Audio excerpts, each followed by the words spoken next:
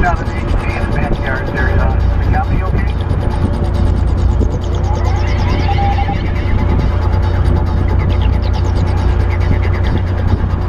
Alrighty, hey Paul. Yeah. A little bit of white noise on you, but not bad. Maybe bump up the mic gain a little bit. A little quiet.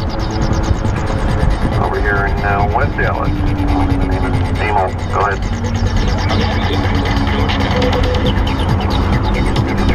Okay, Emily, I just set this up. We've got a little bit of two more things to do to it, but move everybody Lake Delvin. Talk a little closer to the mic, maybe that'll help. The Yaesu ST65.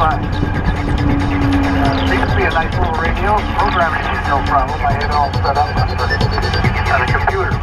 We just wanted to see if it was working okay. We're running about 2.5 watts. Over.